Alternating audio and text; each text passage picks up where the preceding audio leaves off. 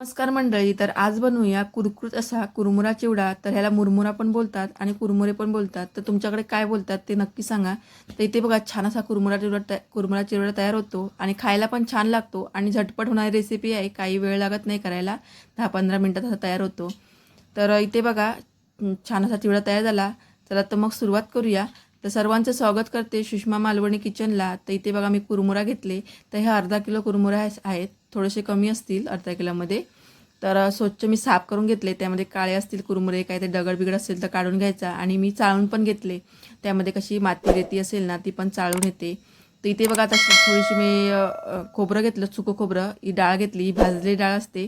मिरच्या घेतल्या, कढीपत्ता आणि शेंगदाणे घेतले. शेंगदाणे थोडे जास्तच घेतले का चिवड्यामध्ये थोडे शेंगदाणे जास्त असला ना का चिवडा खायला पण छान लागतो. आणि ते मी थोडेसे बदाम घेतले आहेत. तुम्हाला पाहिजे असेल तर ते घेऊ शकता, नाही तर काही ऑप्शनल आहेत. तुम्ही बदाम, काजू, मनुका ते पण घालू शकता. तर आता काय करायचं, हे थोडंसं भाजून घ्यायचं. तर पहिलं मी ना कुरमुराही भाजून घेते, कारण थोडेसे नरम असतात ना, म्हणून थोडेसे भाजून घ्यायचे. त्याआधी मी गॅसवर कढाई ठेवली आहे. कढाई चांगली गरम झाली ना का थोडे थोडे करून भाजून घेते. तर इथे कारण मी तुमच्याकडे मोठं भांडं असेल ना तर सर्व एकसाथ पण करून भाजून घेऊ शकता. ही छोटी कढाई आहे म्हणून थोडं थोडं करून मी भाजून घेणार. तर जास्त वेळ भाजायचं नाही, जास्त लालसर करायचे नाही, जाळायचे नाही. तर थोडंसं कुरकुरीत झाले ना का काढून घ्यायचे.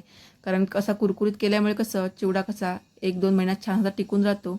जास्त नरम पडत नाही, कुरकुरीत राहतो. म्हणून थोडासा असा कुरमुरा भाजून घ्यायचा. तर इथे बघा चिवडा थोडासा भाजून घेतला 1-2 मिनिट. ज्या कुरकुरीत असे झाले आहेत तर आता मोठ्या स्परादीमध्ये मी काढून घेते. तर अशा प्रकारे सर्व हा कुरमुरे मी भाजून घेणार.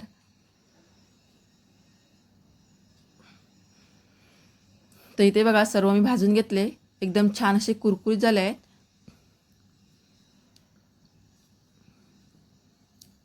छान कुरकुरीत होत झाले आहेत. तर आता त्याच कढईमध्ये ना आपण ना शेंगदाणा आणि सर्व हे भाजून घेणार. तर त्यामध्ये तेल घालते. कढईमध्ये 1 वाटी जास्त तेल घालते. चिवड्याला ना जास्त पण तेल लागत नाही, कमी तेलातच सर्व चिवडा हे तयार होतो. तर इथे बघा 1 वाटी तेल घातलं. तर तेल चांगलं गरम झालं की आपण ना शेंगदाणे भाजून घेऊया पहिलं.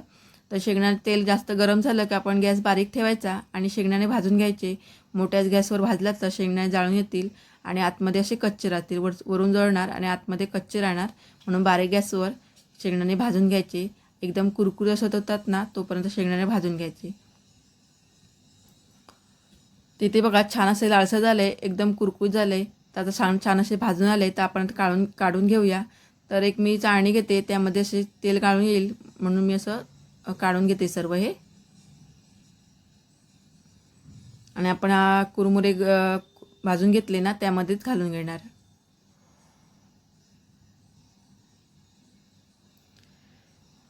तर आता मी ना हे खोबरं आहे ना, सुकं खोबरं, त्याच्या फोडी करून घेतलेल्या, अशा पातळशा फोडी करून घ्यायच्या. ते पण घालून थोडंसं लालसर भाजून घ्यायच्या. एकदम कुरकुरीत लागतात खायला. तिथे बघा 2-3 मिनटं झाली आहे, जास्त वेळ लागत नाही भाजायला. 2-3 मिनटात चांगलं असं भाजून येतात. थोडंसं लालसर झालं, कुरकुरीत झालं का काढून घ्यायच्या. तर इथे बघा आता या कुरमुरे भाजलेले आहेत त्याच्यात मी घालून घेते. तर आता मी डाळ भाजून घेते. ही डाळ ना भाजलीच असते, तरी पण 1-2 मिनिटची भाजून घ्यायची, त्यामुळे काही खायला पण छान लागते. तर इथे बघा मी 1-2 मिनटं भाजून घेते, जास्त वेळ भाजणार नाही, कारण डाळ ही भाजलेलीच असते.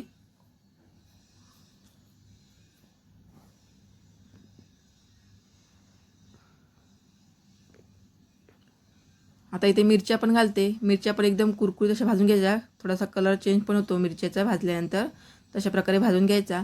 तिथे बघा मिक्स करीत राहायचं तेलामध्ये. असं मिक्स करीत राहिल्यामुळे कशा चांगल्या अशा भाजून येतात पटकन.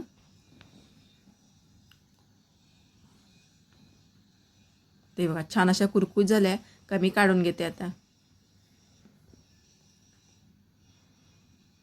आता इथे थोडेसे बदाम पण भाजून घेते. बदाम पण भाजल्यामुळे कसे खायला पण कुरकुरीत होतात आणि कलर छान लागतात. 1-2 मिनिट भाजायला सर्व वेळ लागत नाहीत. 1-2 मिनटं असं छान असं भाजून येतात. तर इथे बघा छान असे भाजून आले आहेत.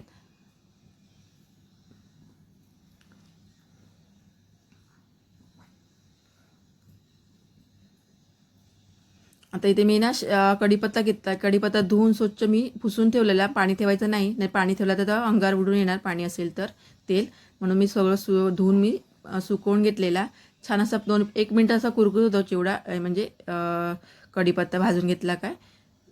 हे बघ छान असा कुरकुरीत झाला. आता मी काढून घेते. अशा प्रकारे सर्व हे भाजून घेतलं आपण. आता इथे बघा छान असं भाजलं आहे. तर आता त्यामध्ये मीठ घातलं आहे. मीठ घातलं नव्हतं तर सर्व हे मीठ घालून मिक्स करून घ्यायचं. तुम्ही पाहिजे तर असा पण चिवडा खाऊ शकता. मीठ नाहीतर तुम्ही थोडंसं हळद मसाला घालून पण खाऊ शकता. तर मी थोडीशी हळद आणि घालणार. त्यासाठी मी कढईमध्ये तेल एक मोठं टोप घेतलं, त्यामध्ये तेल घालते. तर हे आपण भाजलेलं नव्हतं ना शेंगदाणा, आणि तेच तेल घेतलं. तर 1-2 चमचा तेल घातलं आणि हळद टाकली.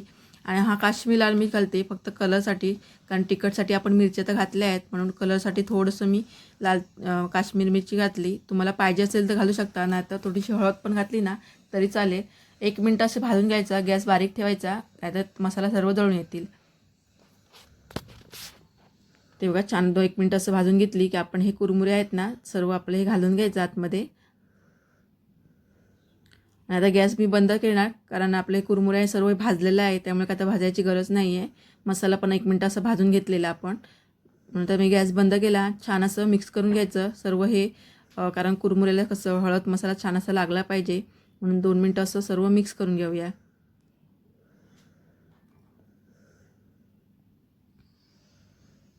तर इथे बघा आता 1 मिनिटं 2 मिनिटं झाली. सर्व हे मिक्स करून घेतलं. छान असा चिवडा तयार झाला. एकदम खायला छान लागतो, कुरकुरीत होतो. तुम्हाला कसं वाटला नक्की कमेंट करून सांगा. आणि आवडल्यास एक व्हिडिओ लाईक करा, चॅनलला सबस्क्राईब करा, शेअर करा आणि कमेंट करून नक्की सांगा कशा झाला आता. आणि तुम्ही अशा पद्धतीत बनवून पहा, तुम्हाला नक्की आवडणार.